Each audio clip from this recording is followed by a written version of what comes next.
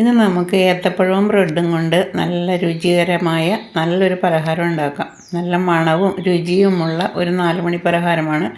വളരെ എളുപ്പത്തിൽ നമുക്കിത് തയ്യാറാക്കി എടുക്കാം. അപ്പോൾ അതിന് വേണ്ടി നമുക്ക് ഒരു ഏത്തപ്പഴം, നല്ല പഴുത്ത ഏത്തപ്പഴം എടുക്കുക. അതിന് തൊലിയെല്ലാം കളഞ്ഞ് ചെറിയ പീസുകളാക്കി മിക്സിയുടെ ജാറിലേക്ക് ഇട്ട് കൊടുക്കാം.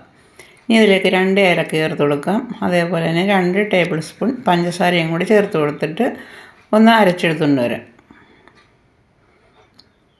ഇനി ഇതിലേക്ക് 2 തവി ഗോതമ്പ് പൊടി ചേർത്ത് കൊടുക്കാം. 2 ചെറിയ തവി, 2 ടേബിൾ സ്പൂൺ ഉണ്ടാവുള്ളൂ, അത് ചേർത്ത് കൊടുക്കാം. കുറച്ച് പാലും കൂടി ചേർത്ത് കൊടുക്കാം.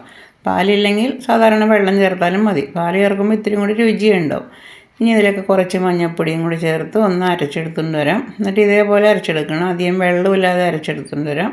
എന്നിട്ട് ആ മിക്സിയുടെ ജാർ കൂടി കഴുകി ഇത്തിരി വെള്ളം കൂടി ഒഴിച്ച് ഒരു 1/2 ടേബിൾ സ്പൂൺ കറുത്ത എള്ളും ഒരു നുള്ളു ഉപ്പും കൂടി ചേർത്ത് നന്നായിട്ടൊന്ന് മിക്സ് ചെയ്യുക. അപ്പോൾ ഇതേപോലെ നമ്മുടെ ബാറ്റർ ഇതുപോലെ ഇരിക്കണം.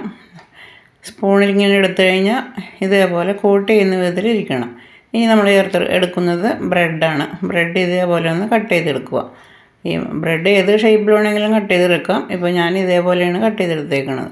ഇനി നമുക്ക് സ്റ്റൗ കത്തിച്ച് എണ്ണ ചൂടായി കഴിയുമ്പോൾ ഈ ബ്രെഡിൻ്റെ പീസുകൾ ഇതിലേക്ക് മുക്കി ഇതിലേക്ക് എണ്ണയിലേക്ക് ഇട്ട് കൊടുക്കുക.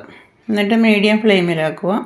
മീഡിയം, സിമ്മ് അങ്ങനെ മാറ്റി മാറ്റി ഇടുക. ഹൈ ഫ്ലെയിമിൽ വെക്കരുത്, കരിഞ്ഞു പോകും. എന്നിട്ടൊന്ന് തിരിച്ചും മറിച്ച് നോക്കിയിട്ട് നന്നായിട്ടൊന്ന് മൊരിയിച്ചെടുക്കുക. നല്ല സൂപ്പർ പലഹാരമാണ്. അപ്പോൾ നമ്മൾ ഈ പഴമൊക്കെ അരച്ച് ചേർത്തേക്കണതുകൊണ്ട്, പഴം ഏലക്കയൊക്കെ ചേർത്തേക്കണതുകൊണ്ട് ഇത് തയ്യാറാക്കി വരുമ്പോൾ തന്നെ നല്ല മണമാണ്.